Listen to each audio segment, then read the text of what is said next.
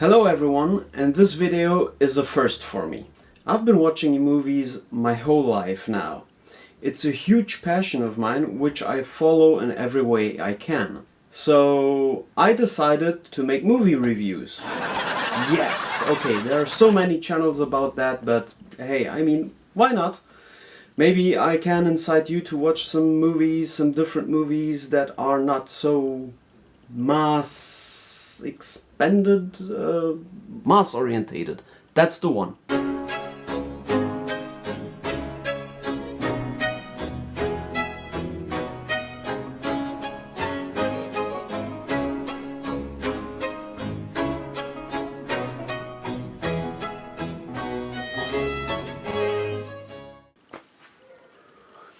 Happy as Lazzaro. The original title is Lazzaro Felice. It's an Italian movie directed by Alice Rovacha, and it's actually her third installment. Yeah, she made two before. Well, she's quite known in the Cannes Film Festival, and this movie won the prize for Best Screenplay. I'm impressed it did. The movie tells a story about a young hard-working man who's working on a tobacco plantation or tobacco farm. And he's being exploited by his fellow companions, family, who on the other side are being exploited by the owner of the farm, which is the Marchesa.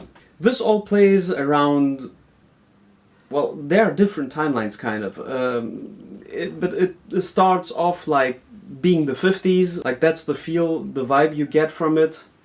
And Lazzaro kind of befriends the son of the Marchesa, and they both decide to take a fight against the Marchesa to end the exploitation of the hardworking people. This movie, like the script itself, has some different plot points which I would not like to reveal, in fact, because I would say they're so important that they would be considered big spoilers. This movie has two parts.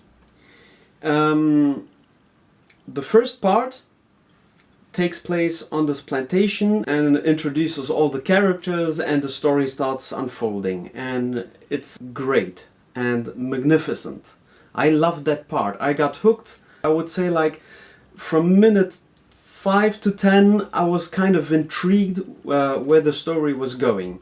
And when we are introduced for the first time to Lazzaro, I just felt such a sympathy for that character. I mean, this boy, Adriano Tardiolo, 20 years of age, he studies economics, by the way, and this is his first feature movie. He hasn't done anything before. I'm not sure if he's still going to be appearing in any stuff, but man, his performance was just a bliss. He acts so well that you cannot feel anything else but sympathy for that person. Most Italians might know about Luca Ciccovanni because he's a singer, pop musician, I think, and he's a YouTuber. But this movie is his first, and he does great. He really does. At first, I hated this character.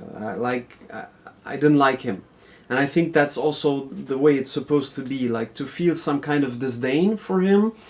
And but then there's some part where he starts to grow on you, because he befriends Lazzaro, and actually you really think that he means well. But you have always in the back of your head, you're always like thinking, but there's something to it, like he smells fishy. And this is the thing that I loved, you know, about those characters. They bring it so well to the screen. And of course, with the help of Alice, the director, she did a well job on directing those people. Because I say an actor is only as good as the director is telling them what to do. Now, this movie has also a religious tone to it. And I would believe that this is where I got my problem with it, because there is a part in the movie where he gets introduced to two saints, where his sister Antonetta tells him that those saints have been killed. then for some part of the movie you don't get to hear anything about it. And this is where it gets interesting. It's the second part that boggles my mind completely. And even though in the script and the movie itself it was very daring to write it this way, like to make the jump to the second part, I was kind of actually, I would say I was kind of happy of something like this, because it was different, but it wasn't that different that you would say you have never seen it before. The second half was a total bore fest. It just dragged a whole long way, and it was getting nowhere, and I was just waiting and waiting for it to get somewhere. When finally I got to the end of the movie, I was actually relieved that the movie ended, because it's a bit more than 2 hours and it is way too much. Putting up a movie like this, it is not easy. Okay, I see the production value of it, and I think a kind of superficial portrayal of what Italy is nowadays, or was back then, is well made, if this was the intent.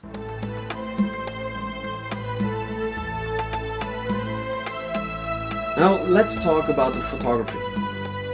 Hélène Louvard, the DOP, Director of Photography, was also the DOP on the other two feature films, also directed by Alice Rohrwacher. So I guess, of course, you know, you work once with some people, you like how they work, everything works fine, you take them back, everything good. I haven't seen the other movies so far, so I don't want to judge.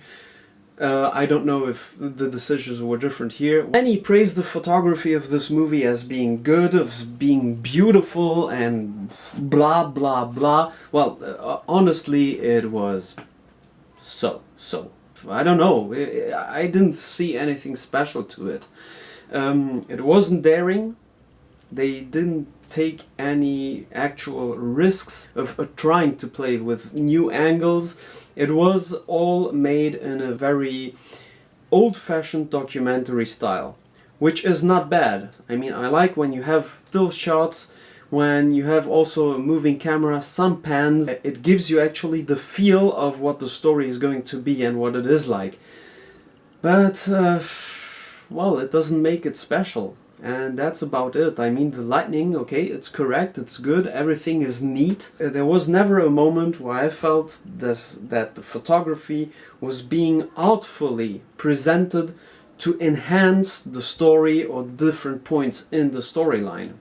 And this is what actually, well, kind of bored me for the second half part of this movie.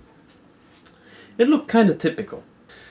And therefore I think this movie has been attributed, well, way too much praise for what it actually really is.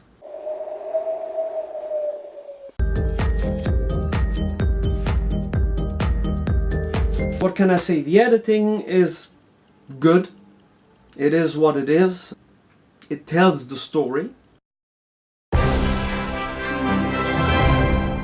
I would say that all these flaws in that movie, the editing, I mean the pace of the editing, the photography choices, or at least the screenwriting, because the director is also the screenwriter of it, and I think all this decision making is fault of the director in this case. And I'm not saying she's a bad director, please. I'm not saying that at all. I do believe that she has some talent, but she still has a lot to learn. This is my opinion. I will give this movie really a 5, but because all the praise that it has, that I'm giving it, and all the hate I have also for this movie, it's a movie I wouldn't watch a second time. Especially because of the meaning of it, because once you get to the end of the movie, you still really don't understand what the director wants to tell you with this. Like, what are the views of it? Is it religious? Is it non-religious? Is it a critique or not? And I'm lost there. Like, please, if you have a feeling, if you know about that movie, please comment below, tell me what you think about would be nice. So a fair 5 out of 10 for me. It means it's okay, you can watch it. It's a movie people will love, it's a movie people will hate. It's an independent movie, and therefore I'm grateful, because we need more movies like this anyway. Now, this is my first movie review that's not been the best, so please bear in mind I'm still practicing. If you like that, just subscribe. As usual, I will keep making my other videos, silly stuff, nonsensical stuff. Just subscribe.